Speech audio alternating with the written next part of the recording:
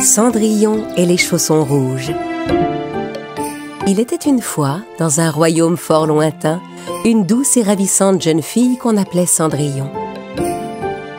Sa belle-mère et ses deux belles sœurs traitaient Cendrillon durement, car elles étaient jalouses d'elle.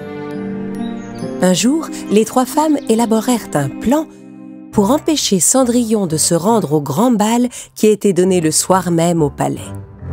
« Cendrillon, va cueillir des fleurs dans les bois pour que je les mette dans mes cheveux. Je dois être la plus belle ce soir. Et rapporte-moi des jacinthes violettes qui poussent au fond de la forêt et dépêche-toi. » « Mais je n'aurai pas le temps avant le bal. » « Ne t'en fais pas, et puis on ne partira pas d'ici tant que tu ne seras pas rentrée. » Cendrillon quitta la maison avec tristesse. Après une longue marche, elle trouva enfin les jacinthes violettes.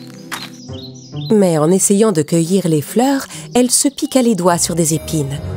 Cendrillon se mit à pleurer de douleur et de chagrin parce qu'elle ne pourrait pas aller au bal.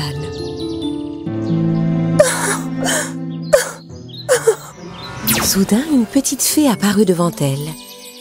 « Eh bien, jeune fille, pourquoi es-tu si triste? »« Mes sœurs m'ont envoyée ici pour leur cueillir des fleurs, en sachant que je ne serais pas rentrée pour le bal. » La fée claqua dans ses doigts, et soudain une paire de chaussons rouges scintillants apparut dans sa main. « Tu n'as qu'à enfiler ces chaussons et tu seras instantanément prête pour le bal. Mais attention, sache que l'effet de la magie s'arrêtera à l'apparition de la pleine lune. N'oublie pas. » Et la fée disparut. Cendrillon regarda autour d'elle, surprise. Elle essaya les chaussons. Dès qu'elle eut les chaussons aux pieds, elle se retrouva au pied des marches du palais, vêtue d'une magnifique robe de bal et coiffée comme une princesse. « Oh, je suis au palais. Et cette robe, est-ce que je serais en train de rêver ?»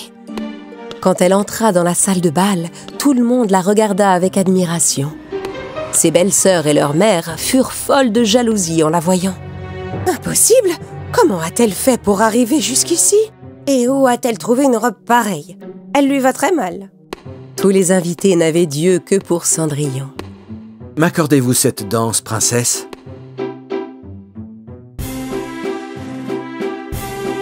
Cendrillon et le prince dansèrent pendant des heures. Mais soudain, alors qu'ils dansaient, une colombe entra par la fenêtre et se posa sur l'épaule de Cendrillon. « La pleine lune va bientôt apparaître, tu dois rentrer. » Prise de panique, Cendrillon courut vers la sortie sous le regard médusé du prince. Dans sa course, elle perdit un de ses chaussons de danse dans une flaque et le chausson fut emporté par l'eau. « Je dois vite rentrer avant que ma robe redevienne comme avant. » Heureusement, elle réussit à rentrer avant l'apparition de la pleine lune. Elle monta se changer et cacha le chausson qui lui restait sous son oreiller. Le lendemain matin, en se promenant tristement devant le palais, le prince trouva le chausson rouge de Cendrillon. Il reconnut le chausson de la belle inconnue avec qui il avait dansé. Il décida de parcourir le royaume pour retrouver à qui appartenait ce chausson. Un jour, il arriva à la maison où vivait Cendrillon.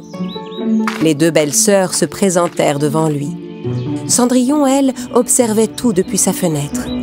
La première à essayer le chausson fut l'aînée. Mais dès qu'elle enfila le chausson, ses cheveux se dressèrent sur sa tête comme un buisson d'épines. « Mais qu'est-ce qui m'arrive? Regardez mes cheveux!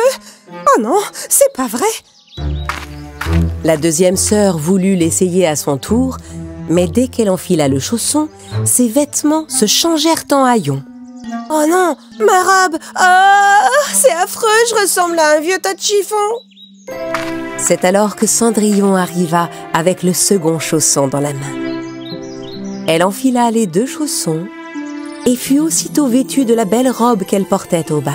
« Alors c'était bien toi, cher Cendrillon. Si tu le veux bien, nous ne serons plus jamais séparés. » Le prince et Cendrillon étaient heureux d'être enfin réunis. Les deux sœurs comprirent que la jalousie n'apporte jamais rien de bon et que seule la bonté ouvre les portes du vrai bonheur.